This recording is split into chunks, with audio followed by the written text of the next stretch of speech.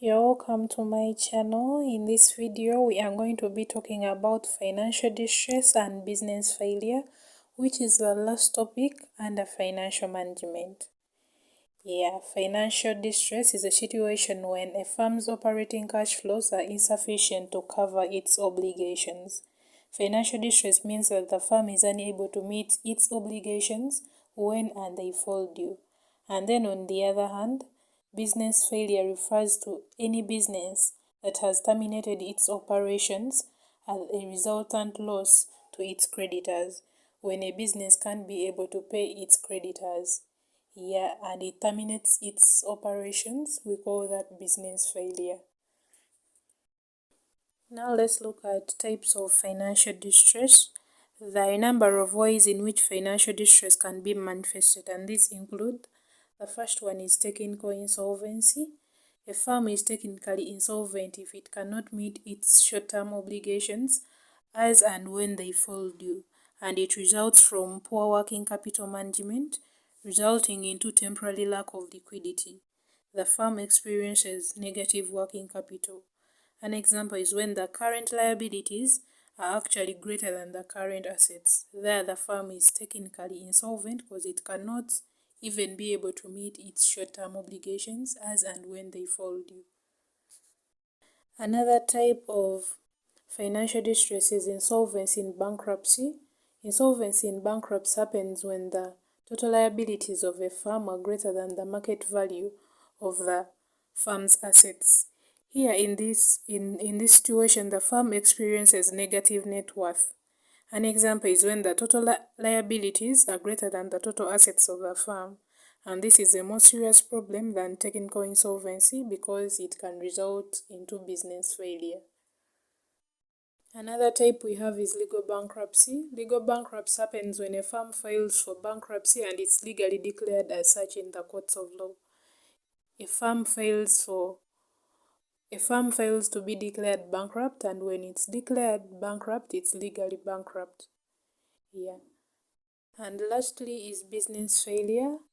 The compilers of business failure, Dun and Bradstreet, they define business failure as any business that has terminated its operations as a resultant loss to its creditors. When a business cannot be able to pay its creditors and it terminates its operation, that's what we call business failure. Let's look at the nature of financial distress. Financial distress spreads relatively from mild financial distress to severe financial distress. And the above types of financial distress that we've looked at lie along a continuum from mild to moderate, then to severe financial distress. This is an illustration of the nature of financial distress. We said financial distress starts from mild financial distress to moderate financial distress and then severe financial distress. And when it's mild is just a short-term thing. It's when a business is having working capital management problems. Therefore, when it's at mild, the business has technical insolvency. It's unable to meet its short-term obligations.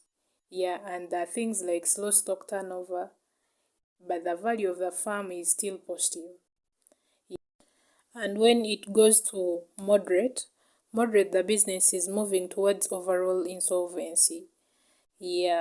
And at this stage, the business has insolvency in bankruptcy. Insolvency in bankruptcy is when the firm's total liabilities are actually greater than the firm's total assets, are greater than the market value of the total assets of the firm. So the business is having negative net worth at this stage, and it's serious. It's more serious than the mild situation, and the moderate financial distress leads to severe financial distress, and once it goes to severe, it will finally lead to the winding up of the business. And that is the nature of financial distress, from mild, which is short term, to moderate, which moves the business towards overall insolvency, and then severe, which is long term. It leads to the final winding up of the business. Let's now look at the causes of financial distress. What causes financial distress in businesses?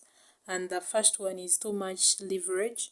According to a study done by Dun and Bradstreet, they concluded that 47.3% of the causes of financial distress are as a result of financial factors, especially using too much leverage.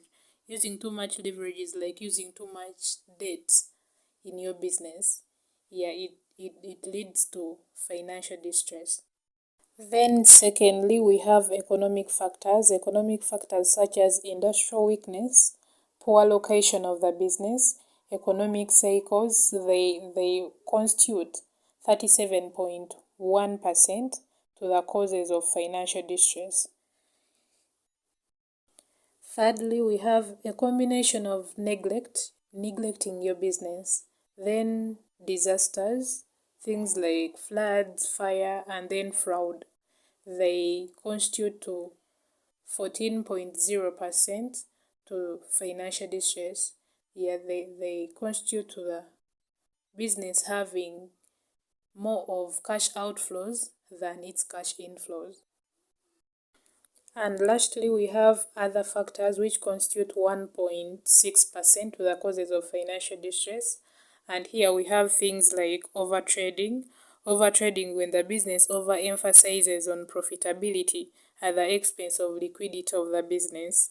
Then we have poor quality products or irrelevant products. Then stiff competition and failure to respond to competition. We have failure to source for inputs or scarce inputs or costly inputs. There is also poor information gathering or failure to respond to market information. And then lastly, there is changes in the legislation, e.g. a government might ban some types of businesses, like when the business, like back then when the government banned the polythene bag making businesses. Yeah, it also leads to financial distress. Let's now look at the measures for addressing financial distress. What can a firm do to overcome financial distress?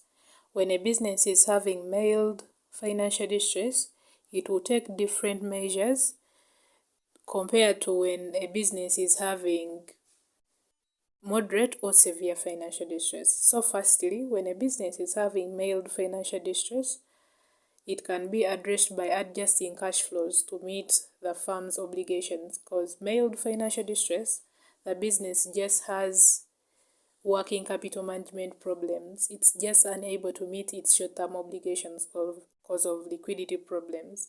Therefore, it can make adjustments in the way working capital is being managed by selling debtors to factor firms so that they can get money, by reducing inventories by selling them at special prices, and by reducing cash outflows, maybe reducing salaries that is given out to employees, and other things. But when the business is having moderate or severe financial distress, the following approaches can be used. Firstly is corporate restructuring. Corporate restructuring involves changing the ownership of the business, changing the capital structure. Capital structure involves changing the assets of the business, and then operations, how the business operates. That is corporate restructuring. Or they can use distress restructuring. Distress restructuring involves actions from outside the company, especially by creditors. Now let's look at distress restructuring. Distress restructuring, we said it involves actions from outside the company, especially by creditors, and it can be through two ways. The first one is voluntary settlements, and the second one is involuntary settlements. Let's start with voluntary settlements. Under voluntary settlements, we have different schemes, and the first one is extension schemes. Extension schemes involves the firm convincing short-term and long-term creditors to postpone the maturity of obligations, hence giving them temporary relief. It's like maybe you were supposed to pay your creditors by the end of this month. You talk to them and convince them to extend the maturity of their obligation so that at least you can be able to pay them by the end of next month. That's what we call extension schemes. Still under voluntary settlement, we have composition schemes. Composition schemes is when the firm convinces the creditors to accept partial settlement of their dues as the final settlement of their obligation.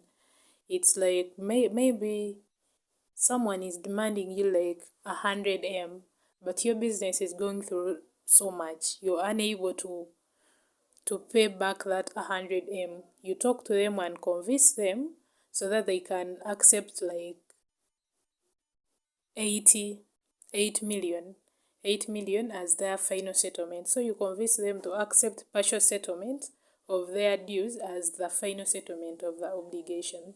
That's what we call composition schemes. Still under voluntary settlement, we have subordination schemes.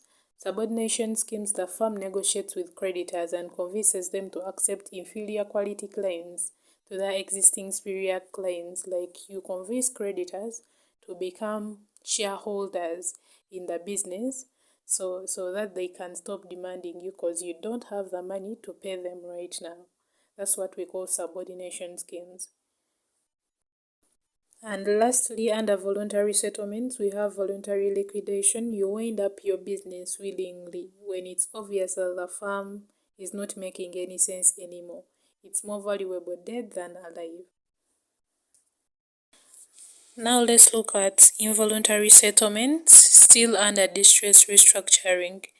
Involuntary settlement is largely through forced sale or involuntary winding up of the business, and this happens when the creditors do not agree to the voluntary settlements, when they do not agree to the extension schemes, when they do not agree to the composition schemes, when they do not agree to the subordination schemes.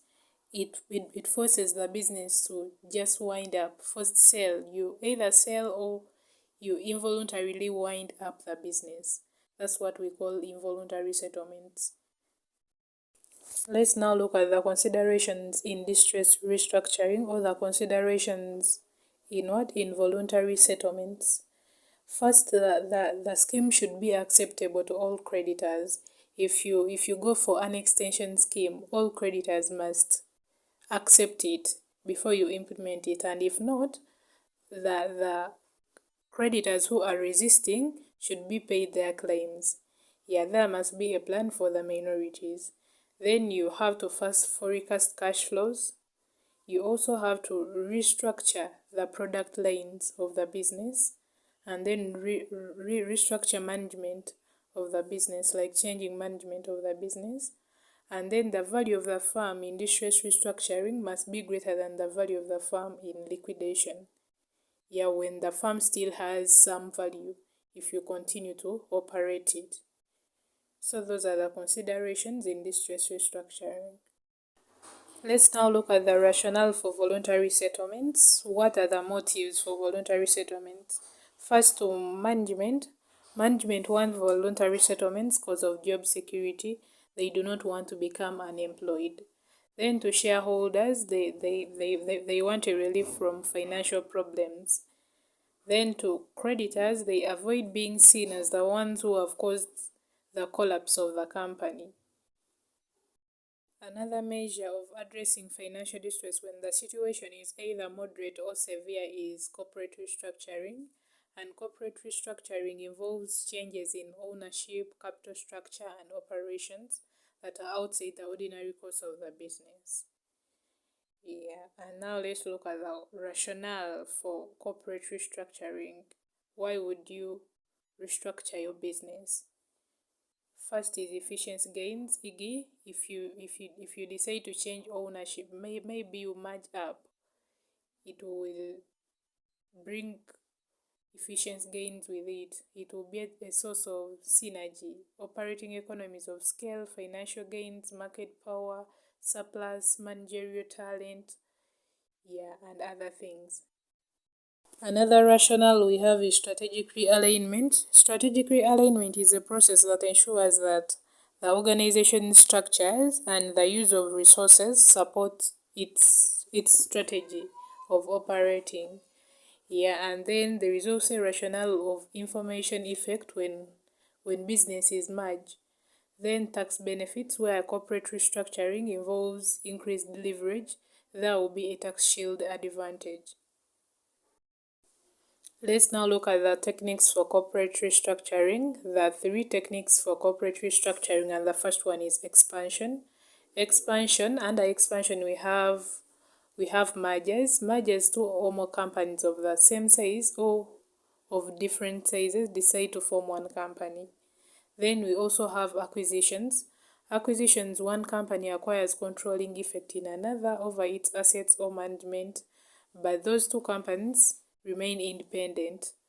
Then we also have takeovers. Takeovers, one company takes over another company, and one company loses the identity, and one company remains with its original name. Yeah. And then the rationale for the expansion scheme, first is diversification of risk, because you are going to be maybe more than one company, yeah, that is going to bear the risk. Then you reduce competition if you merge with your competitor. Then there is vertical or horizontal integration. Then economies of scale.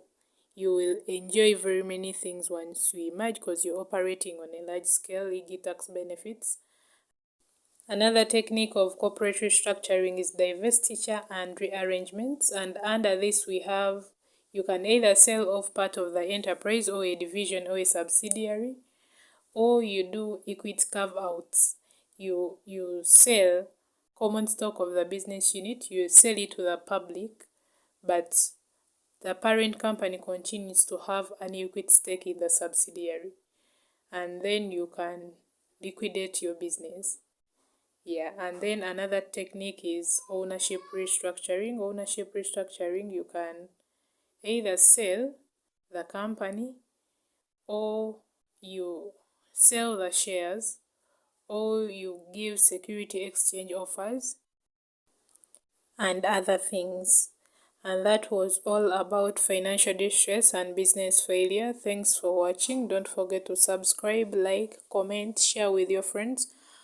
Yeah, and watch my next video. I don't know what we shall be talking about. I don't know which subtopic we should introduce, because this has been the end of financial management. Thanks for watching.